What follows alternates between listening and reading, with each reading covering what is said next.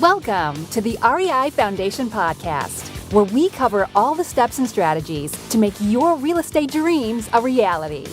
Now your hosts, Jason and Peely.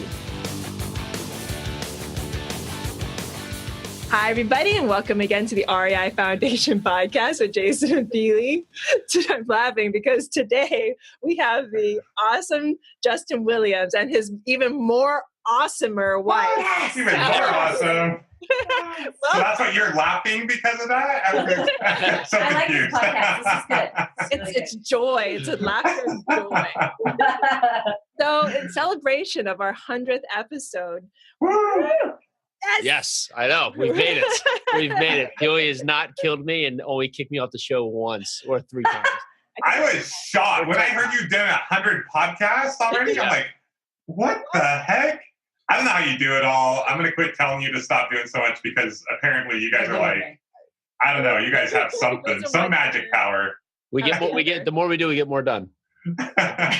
Makes no sense. You know, something like that. Hey, Someone said that once. It made sense. something like It didn't that. make sense there. Something like that. We're just going to go with it. So, in celebration of our 100th episode, we are inviting our mentors and others we consider key people in our lives. And of course, Justin and Tara are huge mentors in our life.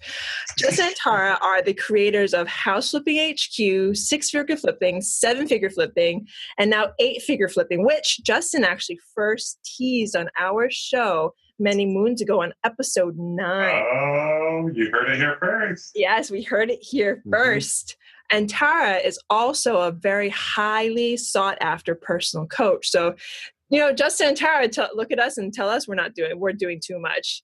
Look at you guys. We're following your footsteps. I guess we're not the best example. Yeah, that's true. That's true. So yeah, because we've only met in person a few times, Justin. But so when we're out there, I always crack up because it was like one night we're at an event and you're up there and you're talking about something, and then some idea comes up about some training program, and the next morning you're like, so I stayed up all night. And I have this thought, and it's all done. 15 layers, 15 modules, 9 weeks, 17 different courses, and we're ready to go. Let's do this. PDFs. Here you go. So don't worry. They say we give people advice based on the advice we need for ourselves. So maybe that's it. I just get other people to do it all. I'm just the idea guy, right? And that's what you guys are doing now too. So there we go. All right, keep going. Keep going. Well, like I was explaining to Justin and Tara before, we're going to kind of go a little bit off script for this because we want to focus really on Justin and Tara, their synergy, what makes them work, what they can offer us. You guys have offered us so much already. So I guess, you know what, let's start at the beginning. How did you guys first get started in real estate? Go. Well, we got married and I was a 3rd grade teacher. And I was like, okay, I've graduated from college. Like, it's going to be my career. I'll probably have some kids and then I probably won't work at some point. And my $25K cap was like, it was my cap. And it was a great job and I enjoyed it. And then Justin comes into my world and it's like, you're not getting paid anything. You're like doing service, Tara. And I'm like, well, service is good. It's a good thing. And he's got these big ideas and he wants to start businesses and we're going to make $1 million in the first summer. And I was just like, okay, sounds awesome. I was in college at the time. I never started a business. My parents weren't entrepreneurial or anything. So it wasn't like I really knew what I was doing. Other people had done it. I figured, why not? Yeah. And so I was like, okay. And he's always running numbers. He's always like, okay, if we do this many sales and this many people and this many offices, that's $1 million, Tara. And I'm like, you're right. That totally is $1 million. And so we started that business. And it was a satellite dish business, selling satellite dish, by the way. And it went pretty well. We learned a lot. The School of Hard Knocks. We made a lot of mistakes. We did a lot of good things. And then but the goal of that, we had learned or thought we knew that a lot of wealth is created through real estate. And so after a couple years in that business? Yeah. After having lost a lot of money and been in a lot of debt and then worked our way out of that debt, we got into real estate. We got into real estate and started our journey there. So at the time, we thought you had to have money, just like everyone else out there who thinks you have to have money to get started. But we didn't have any money and we got started. Mm-hmm. So we had a friend in the Dish Network business who had been doing some real estate. Like he would buy the houses, live in it, fix it, and then they would move. They call it like live-in flips or flip hacking. Or Yeah. Wait. what do they call that? Hey, that's my turn. Anyway. That's your turn. And he was kind of like this guy that we would talk to, and he'd have like these Lord of the Rings marathons in his basement. So he's kind of an interesting guy, but we were like, okay, it's pretty cool. So one time he reached out to us and he was like, you guys need to hop on this call. This guy's going to teach us all about short cells. And so we hopped on this call. I still remember being in our home in Bakersfield, and our oldest was just a little baby, and we're like in the office on this phone, like hunched around it. And like speakerphone. Talking about short cells and how he can teach us everything. And we're just looking at each other like, oh man, okay, let's do it. We got to do it. So we booked. We didn't even know what a short cell was. We didn't know what it was. We hadn't done anything with those state. We signed up for the seminar, showed up, signed up for his mastermind, and kind of started cranking there. Yeah. Fire hose. Fire hose. That's incredible. So have you always been the couple or the mindset of just you find an idea and you don't wait, you just take action and you just go for it if it's something that leads to anything that's exciting for you? Or have we always been that couple? No. No. He's always been that single. My response always at the beginning was like, whoa, ha ha, freak out, this is scary, this is crazy, don't say that, don't talk it, you can't do that. Like when we got married, he would come to our family parties and he would like actually say what he was thinking, and I'd be like, oh my gosh. You don't just say what you're thinking. You don't just do what you're supposed to be doing. We take the modernized caveman approach. It's like if it were caveman times, I'll be dragging her around by the hair, but instead she's okay with it. So that's the modernized. See, at a family party, I would have been that. Horrible analogy. She's been super supportive, even with all of the ups and downs and my crazy shenanigans. She's always believed in me. He has a lot of ideas and he just goes for things, and it's amazing. His belief is like, he always talks me into things, and he'll be like, hey, what do you think about this? My first response is usually like, no. And then he'll talk about it for a while, and I'm like, yeah, oh man, that sounds amazing. We got to do it. And so I've learned over the years to kind of more be on the same page, more meet in the middle. I'm still usually the one that's like, okay, that's a bit too much. Let's hone this in here. He's still like idea person. I'm more implementation, finish things through. And so I like to be more organized and structured. He's like fly by the seat of his pants, talk to everybody. I go to a grocery store with a list and I'm going through the aisles looking for things. He shows up at the grocery store and he's like, hey, where's the pickles? Somebody tell me. So we navigate differently, but our different personalities work well. Yeah. So what steps did you have to take to get where you are today? Because now you guys seem so synergized. Was it always like that? Like, how did you get there? It's definitely been a process because there have been so many times where he's come with ideas and different things because he's always believed in himself and what he can do. And of course he hits road bumps and different things, but that's always been, he has fears and things, but he's always been like, we can do this. Like, we can totally do this. And that's not been my natural response. And so over time, he's kind of proven things and I've kind of learned to work through things, but there have been millions of times probably each day where I could just be like, I don't want to do this. I can't do this. I want to ship out. I want to do something else. And for some reason, I keep kind of just getting pulled back in and I keep growing and keep progressing. And so for me, it's been more of a kicking and a screaming. And him, it's been more like, yeah, let's do this thing. And over time, I've learned to have my own space, have my own strengths, work from where I'm good. He can work for where he's strong. And then we kind of continue to meet more in the middle you kind of have to be your own person. He has to be his own person, but then you have to work together and you have to drive different areas. And sometimes you have to listen to your spouse and sometimes you have to lead your spouse, and that can be uncomfortable and challenging. It hasn't always been easy for sure. We've had our ups and downs. I mean, year 7 is like, we're like at each other's throats. 7-year itch, is that what they call it, right? But I would just believe, no success can compensate for failure in the home or in the marriage. And that was a quote, by the way, from I stole that. And we just decided, hey, this is the most important thing. And as we made that a priority, like everything else just improved as well. I think too, like Justin and I, we talk a lot. Yes. A lot of times people work together. I've gotten her to talk a lot. He's gotten her to talk more. And they don't talk a lot about stuff. I'll work with different people or friends or family, they'll be like, oh, my spouse, and I'm like, well, did you talk to him about that? I'm like, no.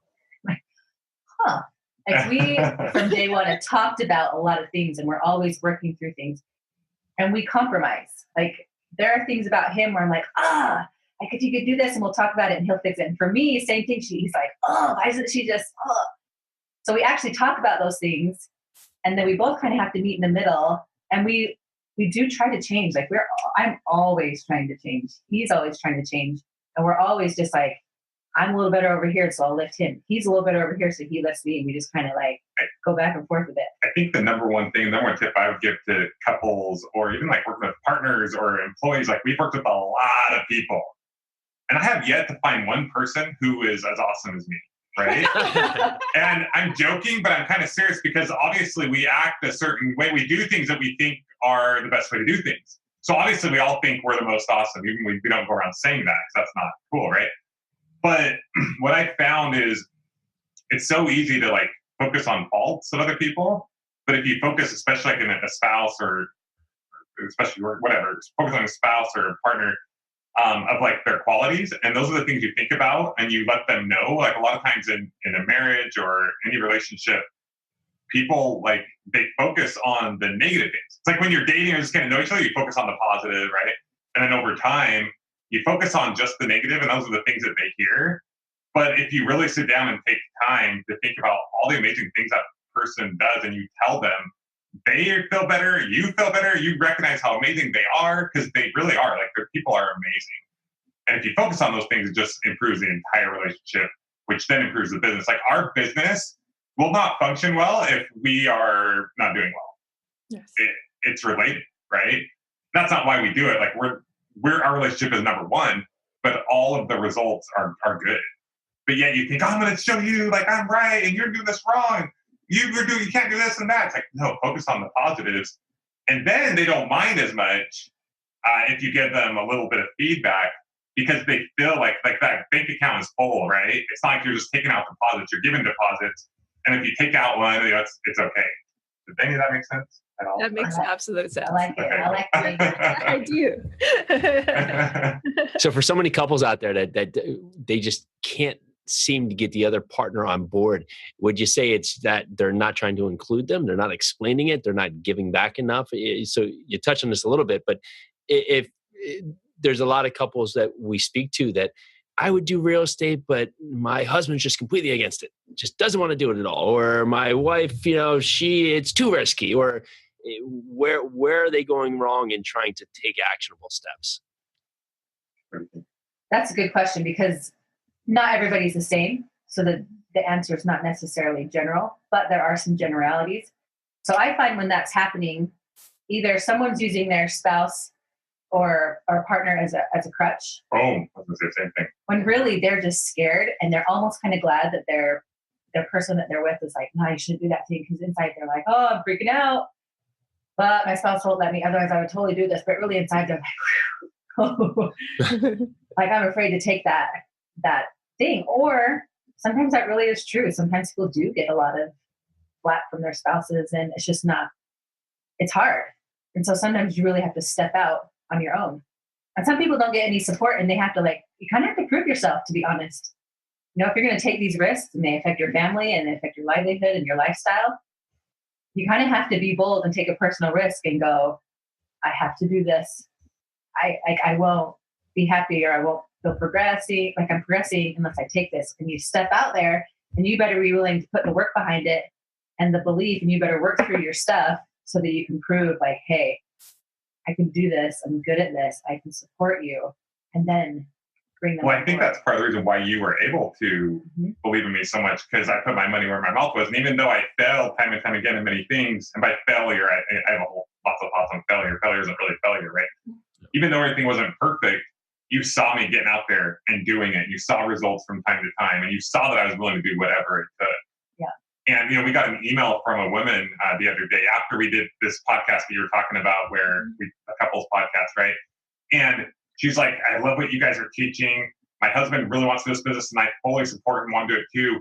But I'm working, and he's at home, and he watches TV all day. And I can't even comprehend that, because I wake up at 5 o'clock, and I like, okay, I'm actually lying when I, like 5 o'clock is sleeping in for me. Like this morning it was like 3:45. I go to bed pretty early, right? So I get enough sleep. It's not, everyone's like, you're not sleeping enough, right? But like I wake up because I'm so ready to go. I'm so revved up and excited to take on that. Like my self-motivation is so strong, right? And so I like this guy, for example, it's like he comes home, his wife comes home, he's like, he complains to her about her not helping him enough. I mean, that's what she was telling us in this email. I'm like, oh, that's really sad. Like, you need a whole other set of classes, I think, right? Like, you've got to be willing to take that personal risk. You've got to do whatever it takes. You've got to embrace failure. I mean, I would go knocking doors like a madman. I didn't care, right? I would do anything because at first, like, you got to go down before you can go up. You got to take a step back before you can take 10 steps forward. You were going to hit a wall. I mean, we sent out like an email today that was about like hitting the ramp. Most people never hit the ramp because they never get there, right? And to hit the ramp, you have to go through a bunch of potholes and a bunch of crap, and it seems impossible. You feel like you're not getting traction because we're so taught to take these linear steps in life and trade time for dollars and go to school and do this and this and this and get a little tiny raise from your boss, and it doesn't work like that, right? Like, I mean, it shouldn't work like that. Sometimes you got to take a personal risk. You got to go out there. You got to actually build something. And then if you keep going and keep pushing through after you want to quit 100 times, that's when you hit the ramp. That's when the exponential growth comes. That's when you really start to see traction. And then the traction builds on more and more. So I think I said a lot of thoughts there. Fantastic. I love it. So I want to go back to that building self-motivation. How do people do that? It's so hard for people to have these road bumps and stay on track, but how are they getting out of bed at 3:45 in the morning excited about their day? What is it that stands out that gets someone off that threshold? Or this person who's on the couch, what's going to make him take action, get excited about his day? It's tricky because what motivates everybody is different, but also what motivates everybody is very similar. So when I think of what motivates Justin, it's different than what motivates me. And for some reason, at the core foundation of who I am, it's like, I have one life to live. I want to do something that is the best of what I can do. Now, that means I have a lot of weaknesses to work through, and that means I'm going to hit some walls, and that means it's going to be a lot uncomfortable. But it's like, I can't wake up and not think that I've done something that day that helped or mattered or was something good, and sometimes the good things are the simple things, but it's like, why would you not? You have one life. Why would you not do something that stretches you? Is that like, to go backwards to me just feels so wrong and against my nature, but to like expand and keep learning and growing is just like, I crave it. Like, give me more. Let's do this. And sometimes that means expansion means simplifying things and really going inside yourself, because that's the scariest place. We're really good at looking out externally, but sometimes expanding is going, what's going on with me? What's happening with me? Why am I doing what I'm doing? Does it matter? Do I want to keep doing it? How does it work? So. Wow. Boom. This is all so amazing. Thank you so much. So I want to dive even a little deeper, explain, because you guys are phenomenal. When I think of top, I think of you two. So explain, and you Justin, you've explained about failures, and failures are just stepping stones. Your program used to be called what? Fail fast flipping. Yeah. That's why I changed it. Okay, you can't I'm horrible at tongue twisters. I'm super happy to name it that. I would have never. I'd be like, I can't do this part. I just can't even say it. So it's good. I'm out. So describe a hard moment in both of your lives where it was such a teachable moment for you that it expanded your mind so much so that you got to take that next step. You got to expand inwardly. Well, I think failure happens every day. There's big, huge, fat failures, and there's small failures. When we had $120,000 debt, had to go move in with our bunch of family and employees, that was a big failure. It felt like a big failure, right? But then every day, there are little things that happen. Right now, okay, so I've got my education business as well. And Bill Allen and we're hopping on. We have a bunch of people who have applied for our program. I'm going real here, right? We're not hiding everything. Like, there's a bunch of people who have applied for a high level program, and they're not in the program for one reason or another. And we're like, okay, our sales guys, maybe they need some work, but we're diving in and figuring it out. And it's not easy. Like, I don't usually like to get in the trenches, but we're doing it. And talk about like failure. Like, like, this guy applies for my program, and I'm like, hey, this is Justin Williams. Like, sometimes people are like, oh, really? Is this really him? He's like, who are you? You know what I mean? Like, and my point is not that, he doesn't know who I am and whatever, but it's like, it's not easy, right? Like, you're going to fail. Like, you have to get 100 no's to get a yes, right? And if people aren't willing to take that, then this isn't the right business for them, or no business is the right business for them. What was it? Aristotle said to avoid criticism, say nothing, do nothing, be no one, basically. I'm totally butchering that. But basically, like, if you're going to do anything in life, like, you're going to have failure. You're going to meet with criticism. You're going to have naysayers. But you've got to be willing to, surround yourself with the right people, because if you're with the people that are all negative and you keep asking them their opinion, like, that's what you're going to end up doing. It's going to be too hard for you to keep going, because we all give into that peer pressure. But if you surround yourself with the right people who are doing the business, who are where you want to be, those people are going to give you that kind of feedback, right? Like, I will never ask someone's opinion about a certain subject who, if they're not highly successful or knowledgeable in that subject, because they will give it to you even though they know nothing. It's the craziest thing. Like, we're all conditioned to do that for some reason. We think we're helping and we're hurting, right? Like,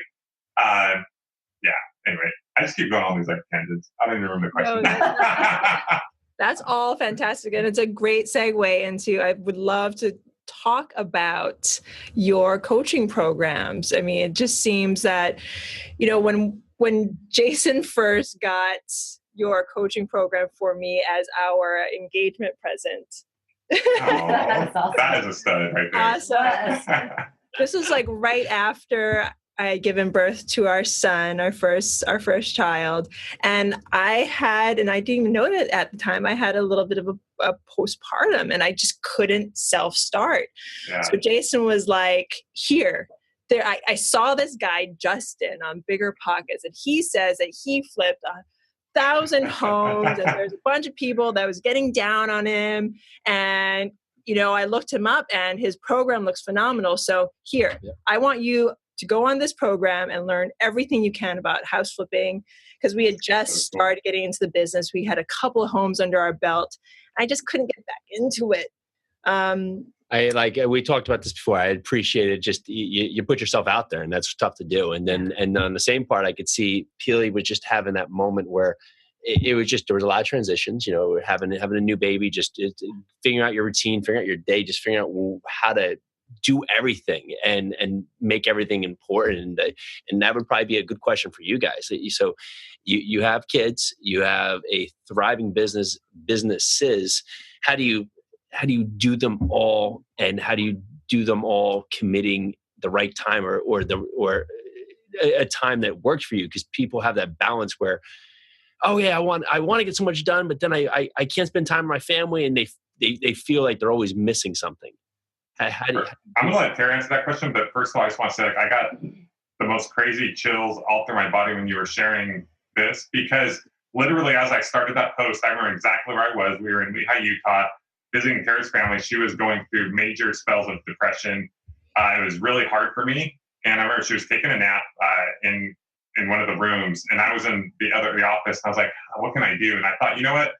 I do have this coaching program. I'm trying to get it out there, but also I want to give back. What's a better way I can give back and serve? And I thought, I'm going to start this post on how I'm going to have a goal to flip 150 houses this year. And I'm going to document it all on Bigger Pockets for free so people can check it out. If some people end up joining my program, cool. If they don't, that's fine. I want to give back.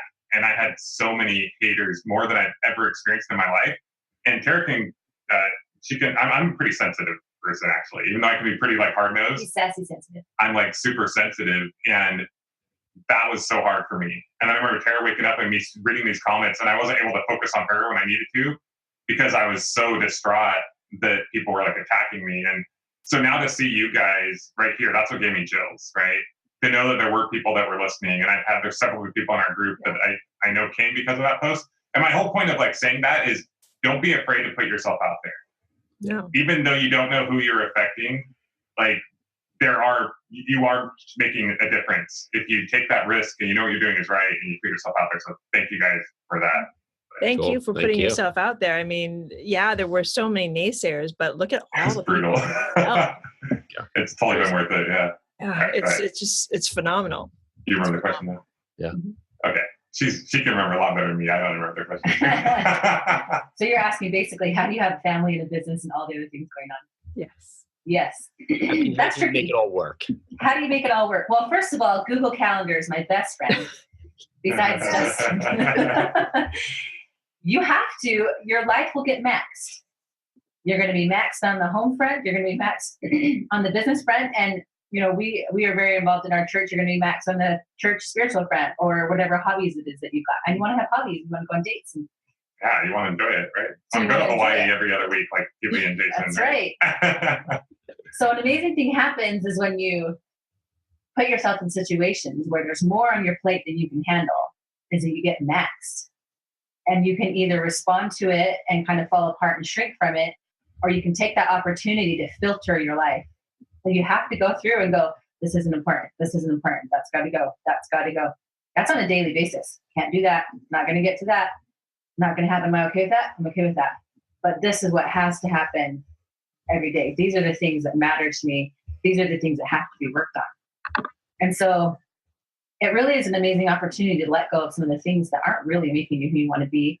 And you have to learn to be more efficient with your time. You've got to learn to manage your energy more, to where you have enough energy to do the work and also be with your family. You've got to learn to let go of a lot of emotion. It's not working for you. If you're weighed down and you're stressed and you're falling apart, you're not going to have anything for your family or anything for your marriage. So you have to learn to work through your emotions. It's like this incredible opportunity to go, here you are maxed. Like, what are you going to get rid of? What are you going to let go of? Because if you don't, you're going to stay stuck where you're at, or you're going to crash and burn. So it's this process of just continually letting go of something good for something better so that you can keep progressing. It takes lots of little random things of simple time management and lots of conversations and lots of evolving. And We have letting go.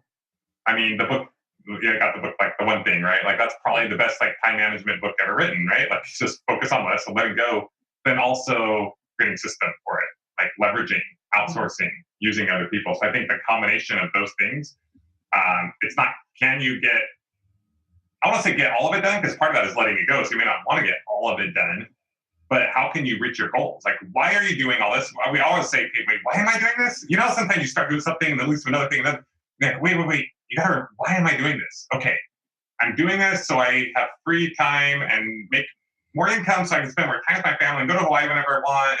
Okay, are these things helping me get there? If they're not, they're gone. If they are, how do I leverage? How do I get other people to help me with that? And it's not can you do that, but how can you do that? I believe it's always not can, but how can. And as you do those things, the universe, whatever you want to call it, opens up to you, and you start to realize how that can be done. I mean, literally, once again, I systematized my house flipping business a few years ago, to where we were flipping 100 houses per year, working 5 hours a week, and it literally felt like I had to do it. Like it's like, well, I believe I could do it. Even though everyone said I couldn't, I was like, I don't see why not. No one's told me why I can't. So I'm just going to, not that I asked their opinion anyway, right? So I just work towards doing that rather than listening to people say you can't do that. I'm like, I want to do this. This is what I'm going to do. And now I'm doing the same thing with my education business. Not that I will always be involved, but I recognize if you want to change the world, which a lot of people, I had some false beliefs that I had to do it all myself. And I realized that wasn't true. And you guys have probably seen different coaches I brought on and people I brought on to help because I can't do it all. And now I can go surfing with my son. Like you go up and down, right? Like we've had different businesses and it's been like, woohoo, like everyone's working for us. Things are good. And then we do another business and we get like, there's seasons and we get super busy and I'm working like 50, 60 hours a week. I'm like, I love what I do, but my life is crazy and I want some more free time. And then you're like, hey, time to get back to systematizing it, outsourcing, getting people to help. And now I'm kind of back in that position, not 5 hours a week, because that was just not enough. I like to work more than that. Which where I do have that freedom. I have other people I can count on. We have coaching calls going like today. I think there might be one right now. I don't know. Like there's calls that are going on, like things that are happening, and I'm not always the one who has to be involved. and people are getting a ton of tremendous value still. So you just got to be open to doing that. That is fantastic. So where I was going with my previous comment, where we started everything, but I'm glad I remember this. We want to look into the future because last time we had Justin on, he teased us on 8-figure flipping, and he made it a thing. It's actually happening. There is an 8-figure flipping group. So what's next? What's the future look like for the Williams clan? As far as our coaching program, or just us in general? As far as anything in general. As far as anything.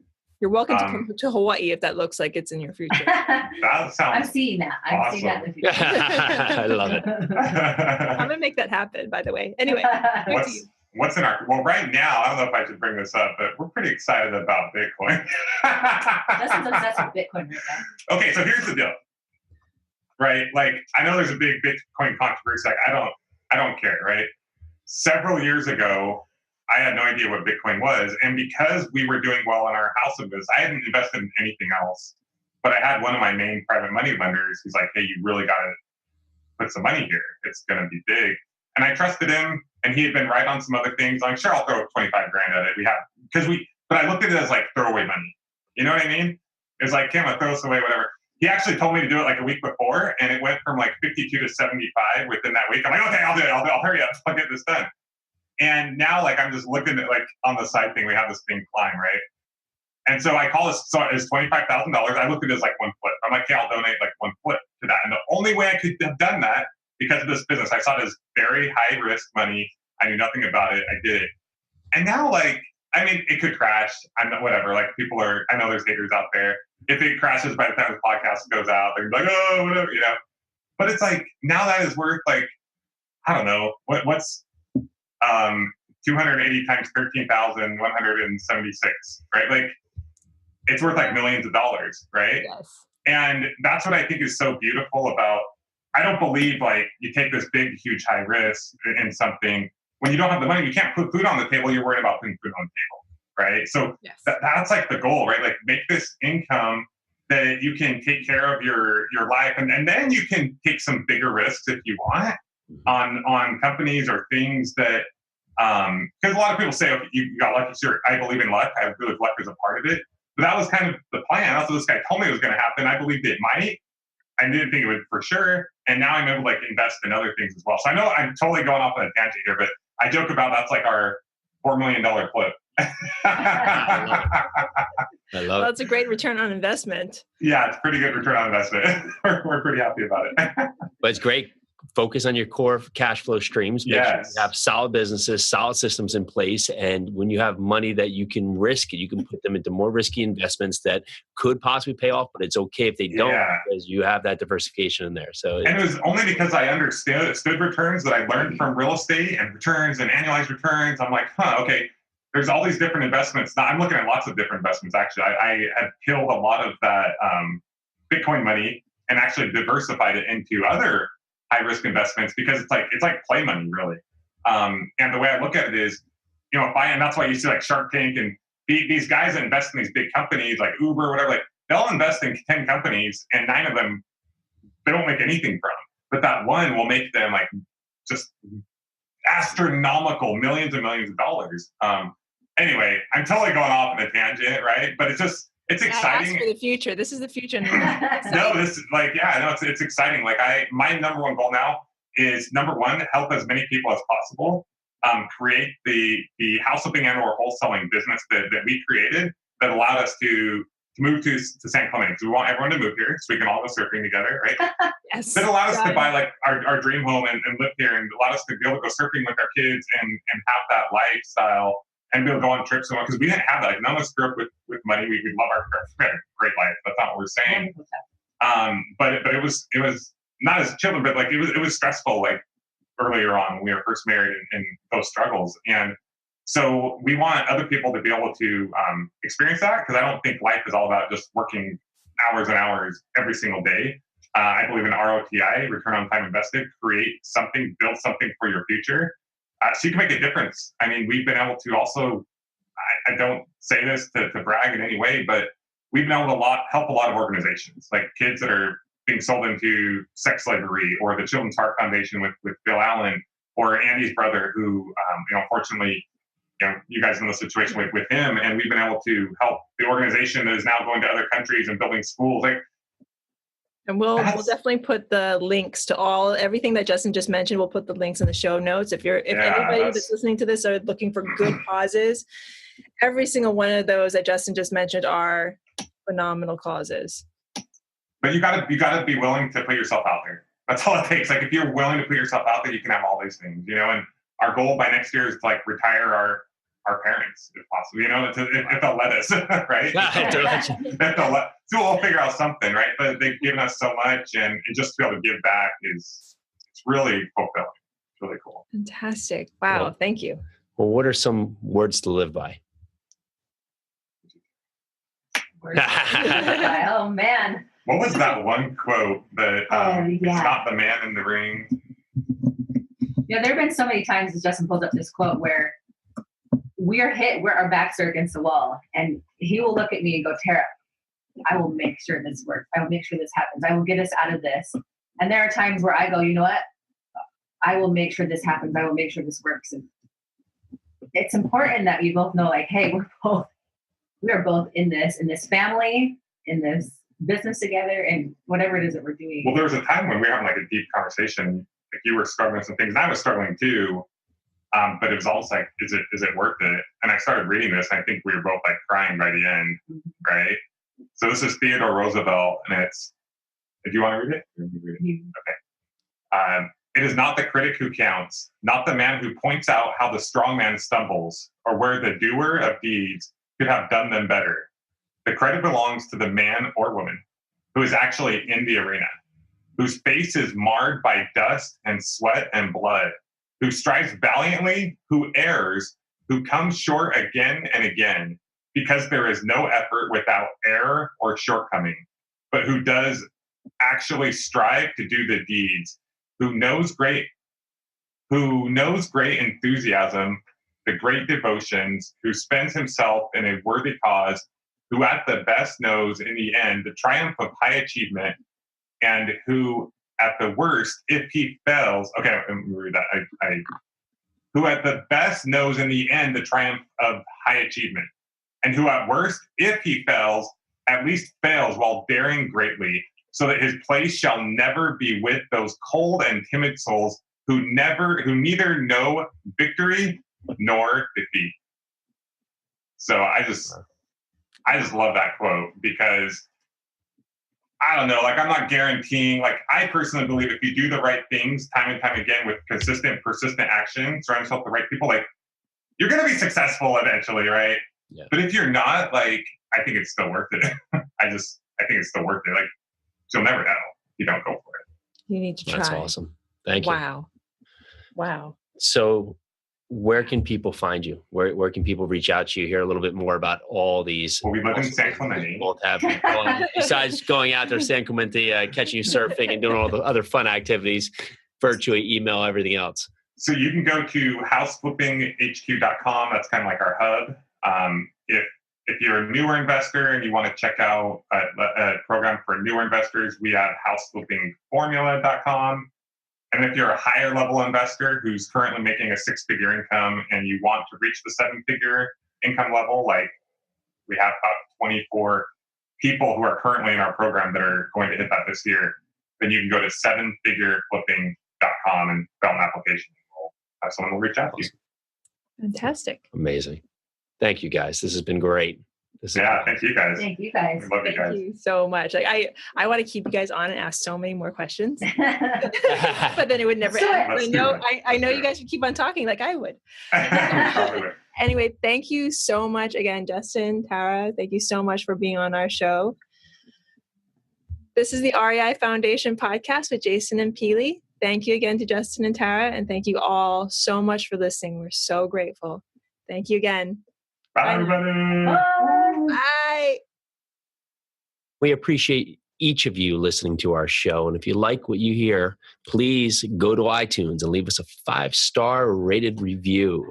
5 stars. And give us some questions on Facebook. We'd love to have your questions answered by our guests on some of our next show. You can find us on Facebook at the REI Foundation Podcast with Jason and Peely.